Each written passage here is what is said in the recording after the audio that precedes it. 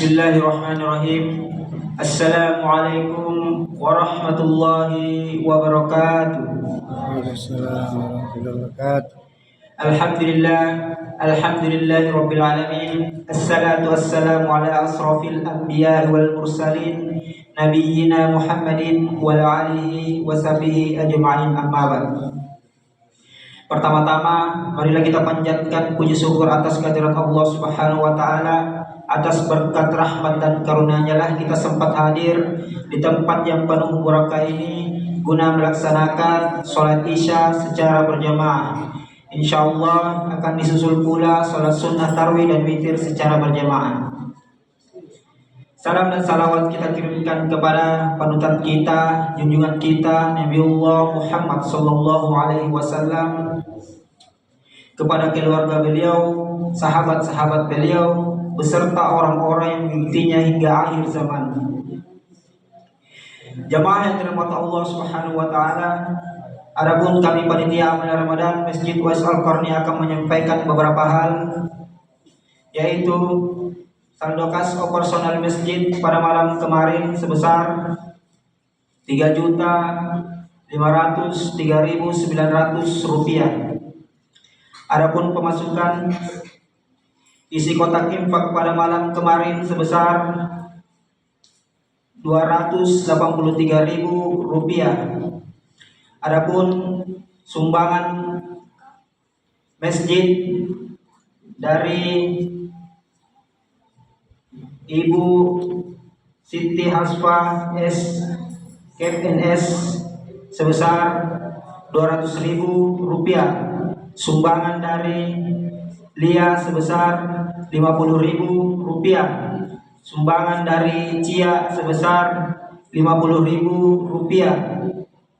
Sumbangan dari Adi Kateng sebesar 50.000 rupiah. Sumbangan dari M Iksan sebesar 30.000 rupiah. Sumbangan dari hamba Allah sebesar 50.000 rupiah. Sumbangan dari hamba Allah sebesar 50.000 rupiah. Sumbangan dari Asma sebesar 100.000 rupiah. Sumbangan dari hamba Allah sebesar 50.000 rupiah. Sumbangan dari Mocil sebesar 100.000 rupiah. Sumbangan dari Uji sebesar 50.000 rupiah. Sumbangan dari Fatmawati Basri sebesar 50.000 rupiah. Sumbangan dari Muhammad Sabrin Idris sebesar 100.000 rupiah. Sumbangan dari Alwi sebesar 10.000 rupiah. Jadi total sumbangan pembangunan masjid dari Januari sampai sekarang sebesar 7.140.000 rupiah.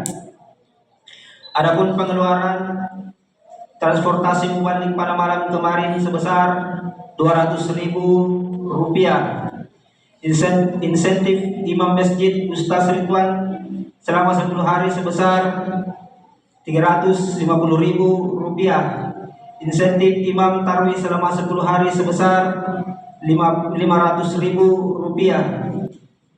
Jadi total saldo kas operasional masjid saat ini yaitu sebesar 2.736.900 rupiah. Disampaikan bagi jamaah yang ingin menyumbang untuk buka puasa bersama pada tanggal 16 Maret, silakan menulis keterangannya di amplop. Begitu pula bagi jamaah yang ingin berdonasi untuk pembangunan masjid, mohon tulis keterangannya di amplop. Kami selaku panitia Uwais Al-Qarni mengucapkan terima kasih banyak kepada Bapak, Ibu, Saudara yang telah menginfakkan sebagian hartanya. Semoga Allah Subhanahu wa taala membalas berlipat ganda pahala dan rezekinya. Amin ya rabbal alamin.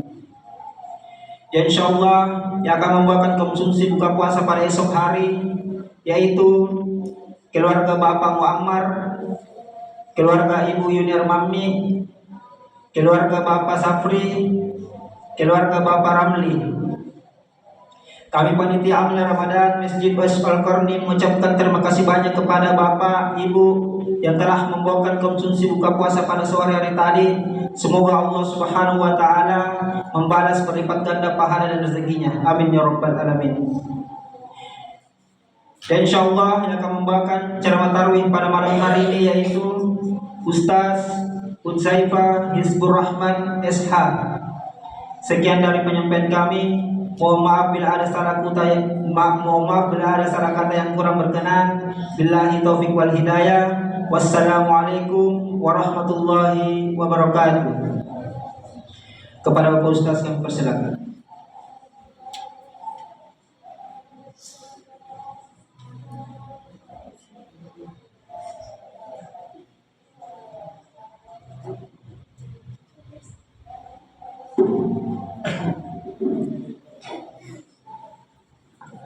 Bismillahirrahmanirrahim. Uhayyikum bi tahiyyatil Islam, tahiyyati ahli jannah wa tahiyyati ahli daris salam. Assalamu alaikum warahmatullahi wabarakatuh. Alhamdulillahi rabbil alamin. Alhamdulillahilladzi kataba alaina as-siyam wa ja'alahu sababan min ghufranid dzunub wa sababan min baban min abwabil jannah ya'ni darus salam. Salatun wa salaman ala nabiyyina Muhammad wa ala alihi wa ashabihi wa sallam daimaini mutatabi'aini amma ba'd. Ma'asyiral muslimin wa zumratal mu'minin, a'azzani wa iyyakum. Jamaah tarwih yang dirahmati, diberkahi dan dimuliakan oleh Allah Subhanahu wa taala. Senantiasa kita bersyukur kepada Allah Subhanahu wa taala yang masih memberikan kita begitu banyak karunia, nikmat kesehatan, nikmat kesempatan, nikmat pertolongan, yang mana dengan gabungan nikmat-nikmat tersebut kita bisa hadir, kita bisa datang untuk melaksanakan ibadah salat tarawih. Tentu jamaah sekalian, nikmat ini tidak semuanya diberikan kepada semua hamba ya Allah Subhanahu wa taala. Wa rabbuka yakhluqu ma yasha wa yakhtar. Allah menciptakan hamba-hambanya akan tetapi selalu memilih yang terbaik di antara hamba-hambanya. Maka senantiasa kita bersyukur jamaah sekalian, kita diberikan kesempatan untuk hadir di masjid ini melaksanakan ibadah salat tarawih. Yang mungkin di luar sana ada saudara kita yang ingin melaksanakan salat tarawih akan tetapi terhalang mungkin karena kesehatannya, sementara terbaring di rumah sakit. Mungkin juga ada kewajiban lain dalam mencari nafkah. Tentu ini adalah hal yang baik yang senantiasa kita syukuri nikmat dari sisi Allah Subhanahu wa taala. Jamaah sekalian, kemudian salam dan salawat kita kirimkan kepada baginda Nabiullah Muhammad sallallahu alaihi wasallam, yang mana tentunya beliau adalah suri tauladan kita, uswatun hasanah. Karena jasa beliaulah Islam bisa sampai kepada kita hari ini. Kemudian juga salam keselamatan kita kirimkan kepada keluarga, sahabat, orang-orang yang senantiasa istiqomah di atas jalan yang beliau ajarkan hingga hari kiamat kelak. Ma'asyiral muslimin, a'azzani Allahu wa iyyakum.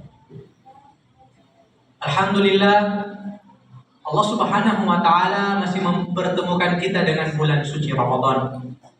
Tentunya jamaah sekalian mengingatkan bahwa pada bulan suci Ramadan ini kita diperintahkan untuk memperbanyak kebaikan. Pintu surga dibuka sebanyak-banyaknya, selebar-lebarnya. Dan pintu neraka ditutup serapat-rapatnya. Dan tentunya setan pun dibelenggu oleh Allah Subhanahu wa taala. Maka jamaah sekalian, setelah setan dibelenggu, kita masih mempunyai ujian tentunya. Maka tidak heran ketika datang bulan suci Ramadan, masih ada saja orang-orang yang melakukan maksiat, melakukan keburukan, melakukan kejahatan. Kenapa? Karena masih ada hawa nafsu yang ada pada dirinya. Dan ini adalah ujian yang Allah Subhanahu wa taala sediakan untuk kita di bulan suci Ramadan. Berperang melawan hawa nafsu kita, keinginan-keinginan buruk kita, jamaah sekalian. Tentu tidak mudah, jamaah sekalian. Ya. Di bulan Ramadan, di siang hari, panas, terik. Kemudian kita dituntut untuk melaksanakan ibadah puasa, bekerja, melakukan kewajiban kita sebagai seorang kepala keluarga, dan seterusnya, belajar. Tidak mudah, jamaah sekalian. Akan tetapi kita menyampingkan segala egois hawa nafsu kita, menyampingkan segala keinginan-keinginan buruk kita, dan menyempurnakan amal ibadah puasa kita. Di satu orang lain masih ada saja yang mudah untuk membatalkan puasanya, menganggap remeh kewajiban ini, padahal ini adalah kewajiban yang Allah Subhanahu wa taala turunkan kepada kita, syariatkan kepada kita. Masih banyak yang menganggap remeh, jamaah sekalian. Kemudian jamaah sekalian, berkaitan dengan hawa nafsu ini, Rasulullah Shallallahu Alaihi Wasallam bersabda dari sahabat yang mulia Anas bin Malik radhiyallahu anhu, "Khuffatil naru bil makarih, wa huffatil jannatu bis syahawat." Neraka itu dikelilingi oleh hal-hal yang kita tidak, yang kita benci, yang kita tidak sukai. Ya, neraka itu dikelilingi oleh hal seperti itu.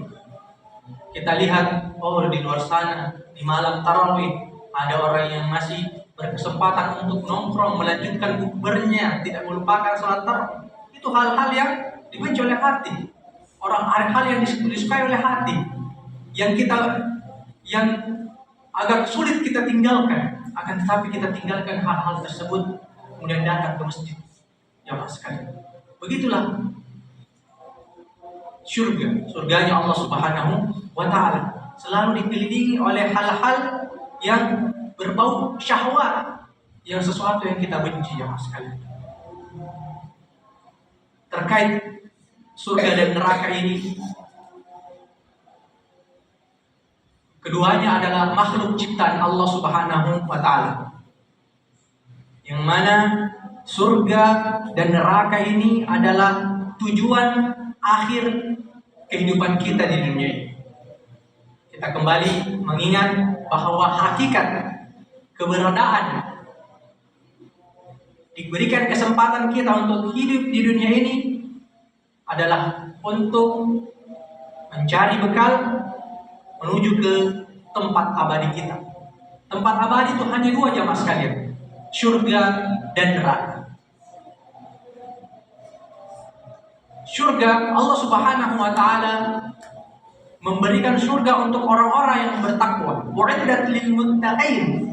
Sedangkan neraka Allah Subhanahu wa taala berikan untuk siapa? Untuk orang-orang yang kafir.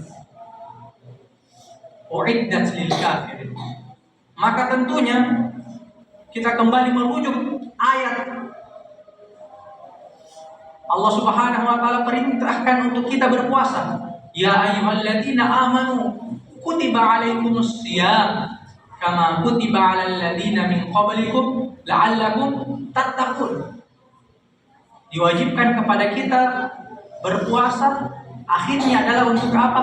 Agar kita bertakwa kepada Allah Subhanahu wa taala. Tentunya puasa ini jamaah sekalian, ketika kita mengamalkannya, melaksanakannya zahiran, nampak, batinan, dengan ada yang pada diri kita, bukan sekedar menahan lapar dan haus, bukan sekedar menahan hal-hal yang bisa membatalkan puasa, akan tetapi menjaga diri kita dari syahwat kita ini sendiri. Itu adalah hakikatnya puasa jamaah sekalian.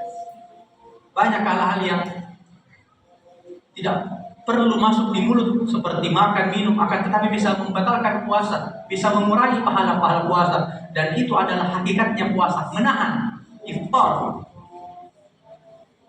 ifrat. Jadi kita menahan diri kita supaya tidak terjatuh dalam muftiratul siam, dari udara dalam pembatal-pembatal puasa. Ma'asyiral muslimin, jamaah tarawih yang dirahmati dan dimuliakan oleh Allah Subhanahu wa taala. Allah Subhanahu wa taala berfirman dalam Al-Qur'an surah Ali Imran, "Kullu nafsin dha'iqatul maut wa innama tuwaffawna ujurakum yawmal qiyamah faman zuhziha 'anil nari wa udkhilal jannah faqad faz wa mal hayatud dunya illa mata'ul ghurur."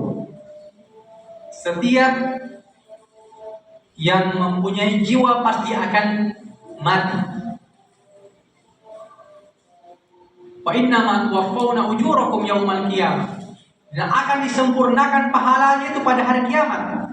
Balasan-balasan dari perbuatan kita di dunia ini, baik buruknya amalan kita, nanti akan dikumpulkan, dihisab di hari kiamat.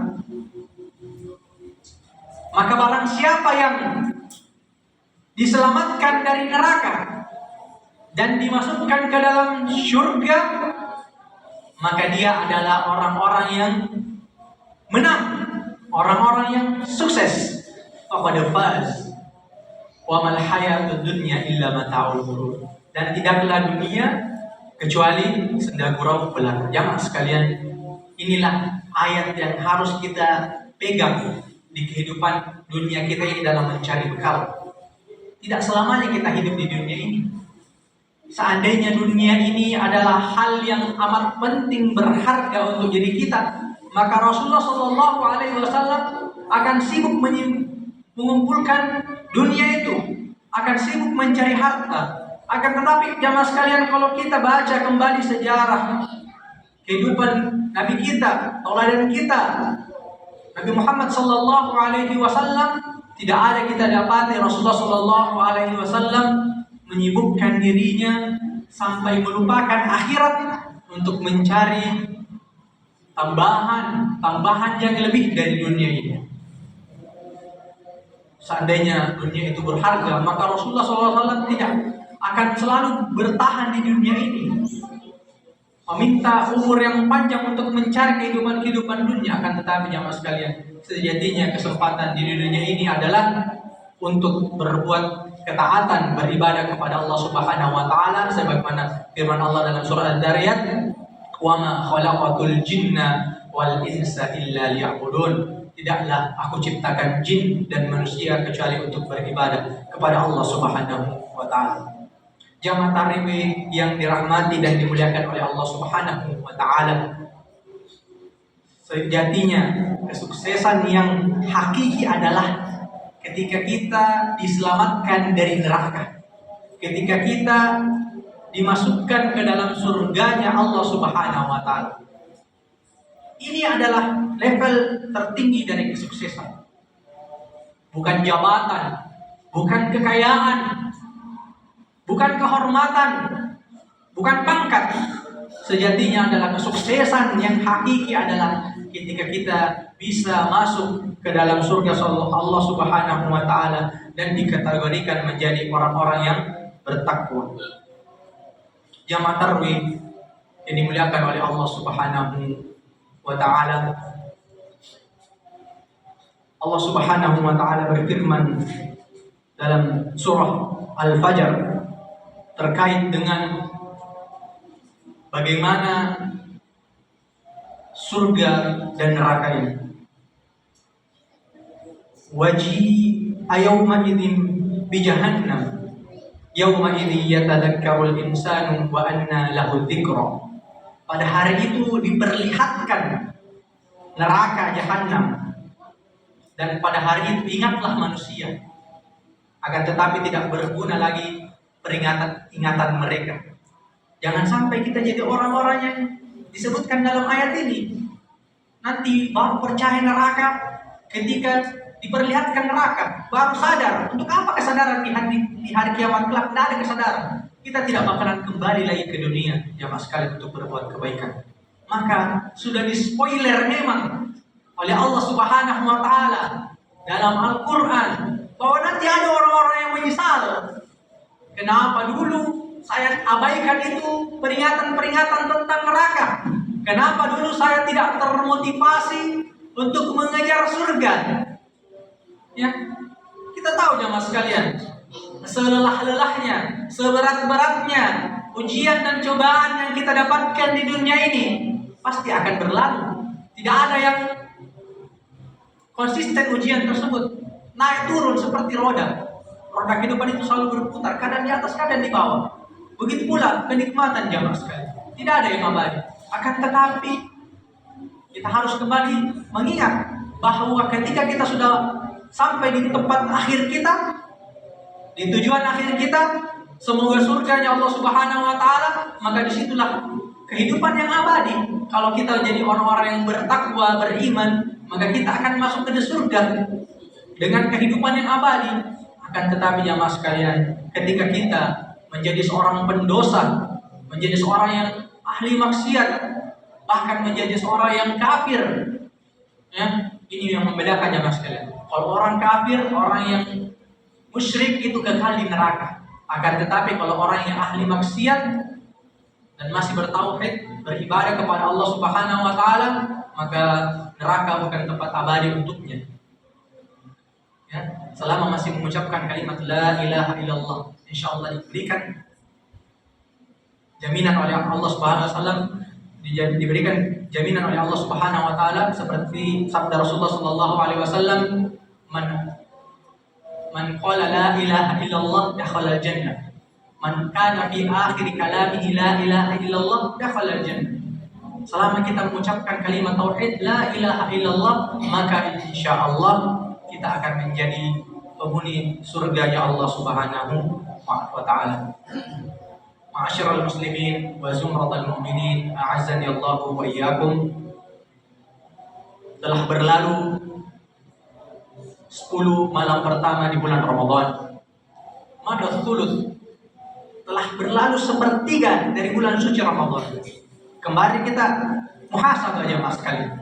Bagaimana dari diri kita dengan bulan suci Ramadan, muamalah kita dengan bulan suci Ramadan? Apakah kita semakin baik di 10 hari pertama ini? Apakah amalan-amalan kita sudah maksimal di 10 hari pertama ini? Atau malah sebaliknya, semakin hari semakin berkurang, semakin menurun?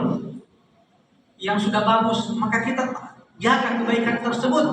Yang masih kurang, ayo mari kita kembali untuk menambah kebaikan-kebaikan kita.